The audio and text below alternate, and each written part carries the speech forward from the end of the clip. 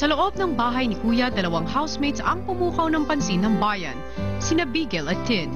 Paano kung sumobra na pala ang nabibigay na pansin ni Bigel kay Tin? Paano kung umiwas na si Tin at hindi nasuklian ang pamamansin ni Bigel? Makaya-kayanin na Bigel at Tin ang hindi magpansinan. At paano kung may iba't ibang panggulong pumasok sa bahay ni Kuya?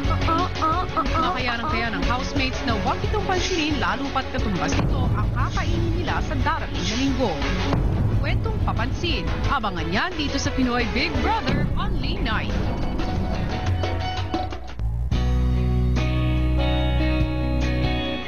Matapos ang unang eviction night, si Miguel apektado sa paglabas ng kasama. Paano kung ako rin na mauna dito? Natin pwedeng mawala dito. Paano kung ako mawala? Tagal pa nun. Hintayin kita sa labas. Ako muna masalubong sa iyo. Ang matalik na kaibigan ni Bigel na si Carlos, sinabihan na rin ni Tin. Isn't Bigel too much already? Sabi mo sa akin, magdidikit muna siya sa atin. Hindi, tsaka pag sinabihan mo kasi siya, iba niya kung paano tanggapin. Maglilo ka muna. Kawawa siya. Kawawa din yun. Ayaw mong makakapenta dito sa Baka masobrahan.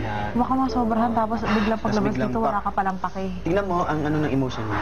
Masyadong mabilis. Oo nga. Dumikit ka muna sa mga girls. Kasi siya, kawawa to. Kasi lalo na galing probinsya, hindi niya masyadong expose sa mga ganyan bagay. Kasi naman kayo lagi magkasama, Tin. Wala lang talaga as in. I've told him to. She said you guys are just friends, so don't. Sa oras ng pagkain, sinimulan ng iwasan ni Tin si Bigel.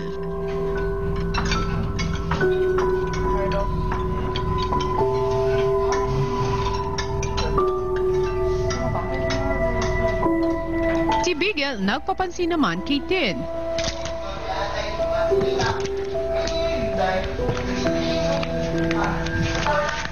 Yung pilitip, wala yun.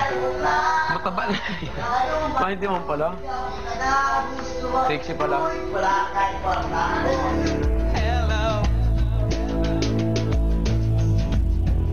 Hanggang kinabukasan, di pa rin pinapansin ni Tin si Bigel.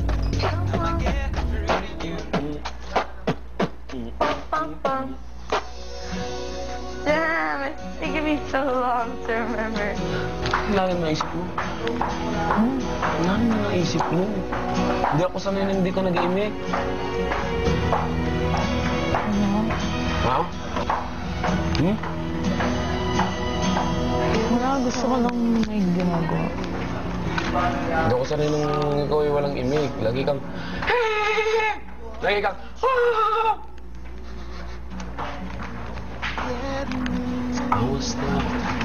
Gusto ko lang mag-isa muna. So gusto mong umalis muna ako? Ha? Gusto ko muna may ginagawa eh. Gusto ayaw mo may istorbo? Umalis na muna ako. Umalis na muna ako. Umalis na lang ako. Sige, thank you. Mamaya na. Awasta. Sorry sa pag-i-istorbo. Kahit na hindi mo sabihin pa, nararamdaman kong ayaw mo na. Masama ang mag-iinit yan ay magpakausap sa... Ano lang, siyempre. Ayaw kong kausapin. Siyempre, may mga times din na isang tao, Bigel, parang gusto din mag-isa, gano'n. May mga times din na gano'n. Ibigyan mo lang din siya ng time sa sarili niya. Pagmamahal din yun sa tao eh. Pag gusto niya ng space, sige mo lang din. Pero huwag ka masasaktan na. Hindi kaya maano siya. Yun ang worry ng lahat eh. Di ba last time? Baka maano naman siya. Ma-hurt. Huwag mong sobrahan. Oo. Yung tama lang. Ako, hindi ko nakikita. Sorry naman. Hindi ako marunong ay. Okay naman yung ginagawa mo. Huwag mong sobra. Konti na lang, subukan mo siya eh. Okay lang, pre. Hindi ako na ano yan. Pero totoo yan, siragaw. Di ba? Don't do something every day, di ba? Minsan, Tsaka alam mo yung nakakainis kay Bigel din. Yung pag maghihingi siya ng hug, magagano siya. Paring Carlo, tingnan mo. Oh, Ate Wendy, tingnan mo. Parang ako, kailangan pa ba nila, Malaman? Oo, or kailangan mo pa ba i-shout sa buong mundo na na-hug kita or something? Akala din naman kasi namin okay lang sa'yo. Oo, akala ko din naman. Over din kaya ang pag-alaga niyo. I mean, pag-alaga. Na-appreciate mo yun. Oo, pero yun sa na. part mo, Siyempre gusto ko din magkaroon din ng time for everyone, for everyone. Parang ganun. Dapat may aalala kay Bigel eh. Don't worry. Ano ko siya, medyo lagi ko siyang sasabihan. Do you ever have a thing for Bigel? You were just being nice. Yes. Really nice, actually. I know. But I always tell him we're just friends. What about outside of the house? What do you If a guy likes you and you don't like the guy, you're like that too? Yeah. You're friendly? Oh, so you like to lead guys on. You like to lead guys on. No. Girls like you. No, I'm just being friendly. Oh. Si Carlo pinagharap na sina Bigel at Tin. Both agree. Friends lang kayo. Yun naman talaga. Diba? Yun ang gusto ko. Yun Friends lang. Okay? Sabihin mo Hold on. sa akin, Hold on. tapatin mo ko. Ayoko nung sa ibang pangano. Tapatin mo ko. Walang problema sa akin yun. Nagiging sensitive ka. No, I'm not sensitive. Sensitive.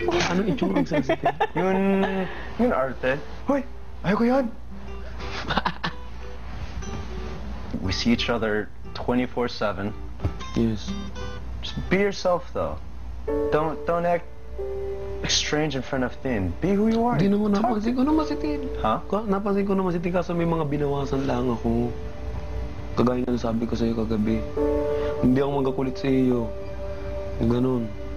Na, hindi rin ako mayakap sa iyo para walang masabing ano. Hindi rin ako makakbay sa iyo para walang masabing ano. Okay, sige. Diba awkward yun? Oo. Turing kitang parang isa sa ate ko. Kaya nga. Sige. I'll say it. Friends lang kayo. Oo, yan talagang ano ko. Hindi siya gusto ko. Yeah, ikaw. Ano na? Hindi siya gusto. Hindi siya gusto. Siya, ikaw. Oo, okay lang. Okay?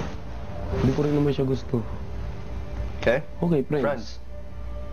Oo nga. Pero don't. Yes, huwag magabago yung ano. Oo. Masyadyan. Wag na. Minsan lang kasi, pag may sinasabi akong hindi mo gusto, nagiging immature ka. Nadaan ko sa joke. Kasi makulit ako. Pero minsan hindi eh, parang hindi. Iba eh. Kaya nga nalayo na ako sa'yo. Parang hindi na magano. Yun nga. Hawakan ang mga kamay ng oras. Yakap. Ang mga heads of... Di niyang totoo, umamin ka. Si Bigel naglagay ng chikinini sa'yo, no? Magagalit ang parents mo niyan. Kakadisappoint ka. Palalayasin ka niya ng bahay. Sa mga housemates, mukhang naapektuhan na si Bigel. Kahit suot mo yung jacket ni Slater, hindi ka magugustuhan ni Tin. Hindi ka gusto. Hindi ka niya gusto! Ano ba naman Ito, di ba? Langya!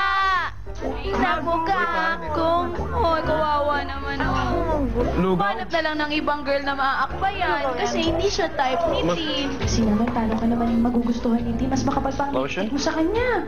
Do you want lotion instead? Iinom. Do you want lotion? Do you want lotion? Let's put it away. This is yours though, okay?